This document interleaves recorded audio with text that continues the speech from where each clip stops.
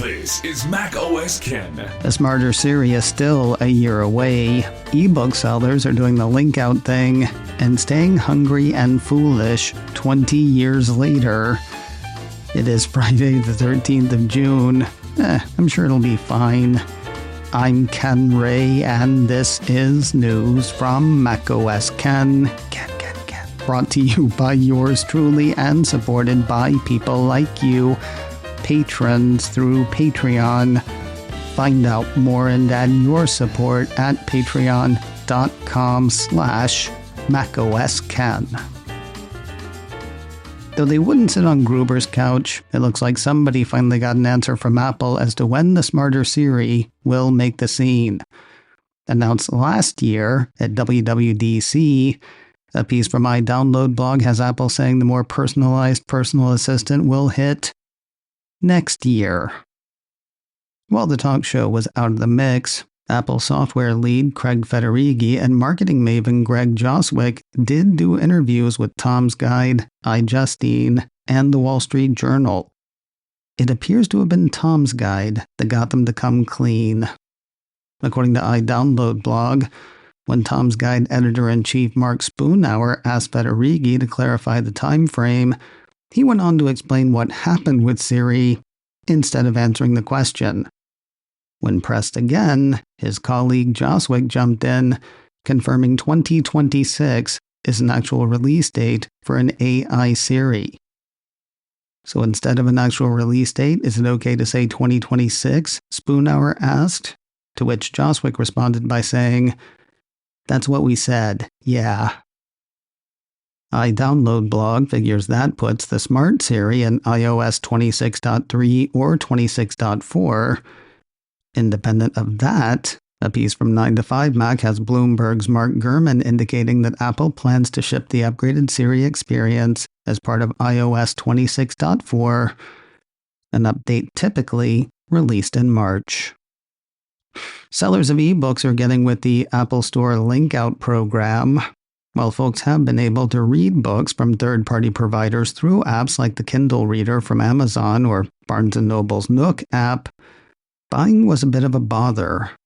To avoid paying Apple's commission, sellers had folks go to the website for the sellers, make their purchases there, then head back to the Reader apps to do their reading. With the late April changes to the App Store, sellers are now allowed to link out from their apps to make purchasing easier, and booksellers are taking advantage. A piece from Mac Rumors says Barnes & Noble has updated its Nook app for iPhone and iPad with a new buyonbn.com button that redirects users to the company's website to complete ebook and audiobook purchases.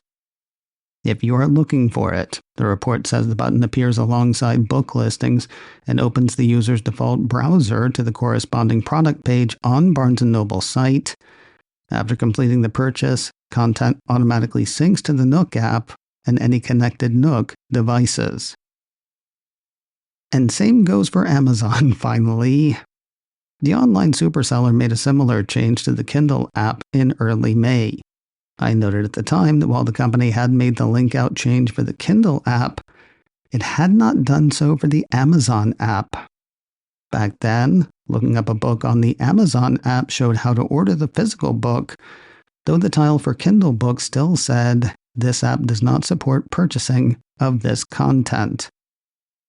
Not sure when it happened, but for the last couple of days at least, trying to buy a Kindle book through the Amazon app now links out to the Amazon site for purchase.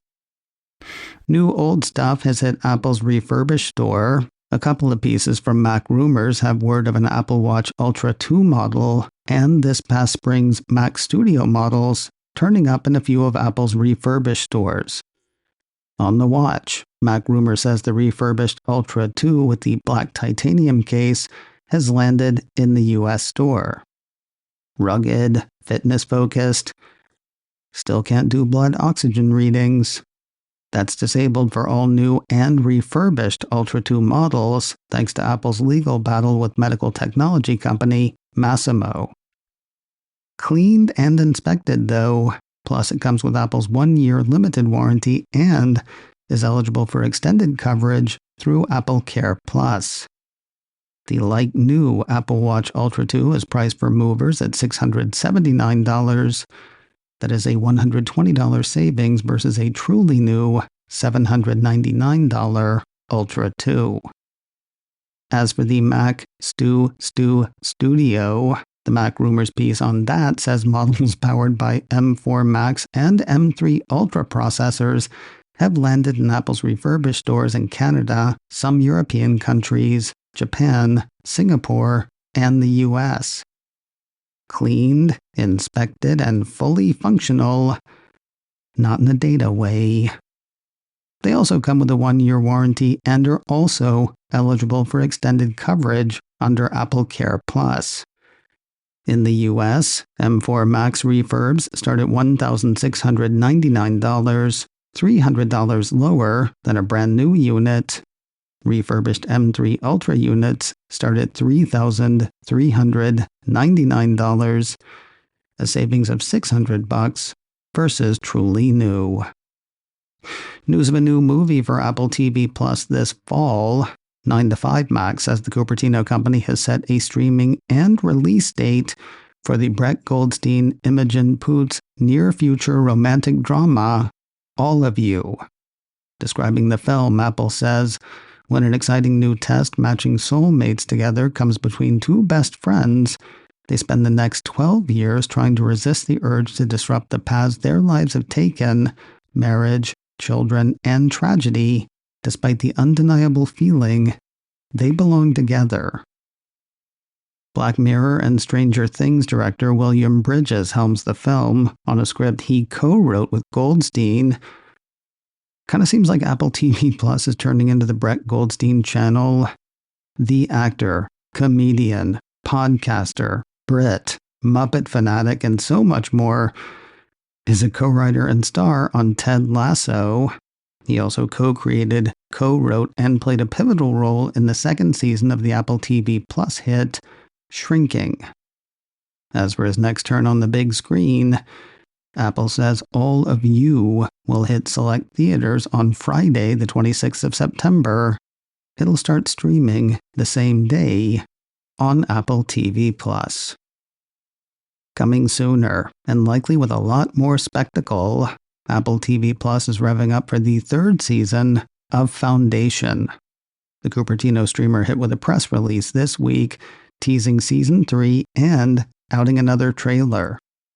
Set 152 years after the events of Season 2, Apple's release says the Foundation has become increasingly established far beyond its humble beginnings, while the Cleonic dynasty's empire has dwindled. As both of these galactic powers forge an uneasy alliance, a threat to the entire galaxy appears in the fearsome form of a warlord known as the Mule, whose sights are set on ruling the universe by use of physical and military force, as well as mind control. You can catch the Foundation Season 3 trailer now on YouTube. The first of the season's 10 episodes hits Apple TV Plus on Friday, the 11th of July. Coming sooner still. Like, actually already on Apple TV Plus, it's the kids and family title, Not a Box. Describing this one, Apple says Riley the Rabbit has big ambitions and a big imagination. He crafts incredible worlds out of the pieces of a simple cardboard box. Follow his adventure and meet new friends along the way in this family series. All 8 episodes of Not a Box are up now on Apple TV Plus. At the opposite end of the viewing spectrum, the R-rated mother-daughter thriller Echo Valley has hit the Cupertino streamer. Not a sequel to The Gorge. In Echo Valley, Apple says Kate struggles to connect with her troubled daughter Claire. When Claire turns up at her mother's house covered in blood, their relationship is tested to the extreme, and Kate shows how far she will go to protect her daughter in any way she can. Julianne Moore is the mom, Sydney Sweeney is the daughter. The blood is fake, I assume. Echo Valley is streaming now on Apple TV+. And finally yesterday marked an interesting bit of Steve Jobs history. The 12th of June 2005 saw Apple's co-founder and former CEO deliver his Stay Hungry, Stay Foolish commencement address at Stanford University. Marking the moment, the Steve Jobs Archive, online at stevejobsarchive.com, has posted a remastered version of the address. Describing the speech, the site says, "It's not an obvious candidate for a classic, a commencement address by a college dropout, a talk aimed at 22-year-olds that warns, you will gradually become the old and be cleared away. A text is shadowed by reality as soaring with inspiration. Your time is limited, so don't waste it living someone else's life." Of course, an archive is more than just a video. In addition to the remaster, the site 6 Colors says there are also a remarkable set of emails that Jobs sent to himself with notes about what he wanted to say in his speech, and a lot of details, like his nerves and Apple PR's attempts to suggest things for him to say.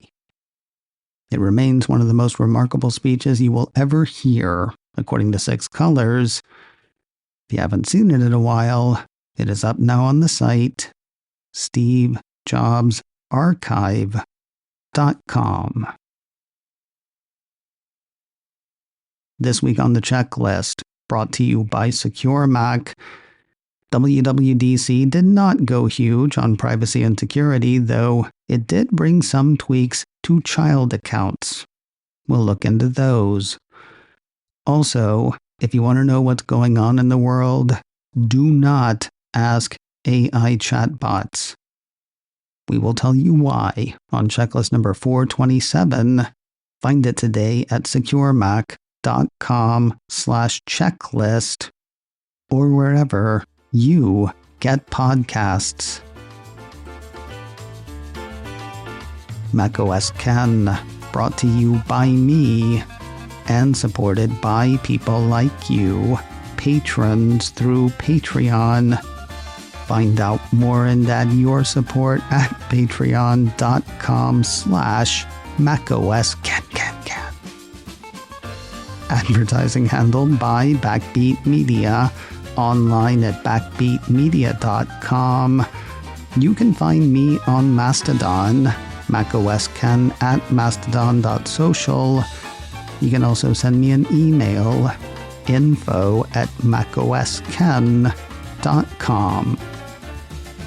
Until next time, that is news from macOS Ken. I'm Ken Ray.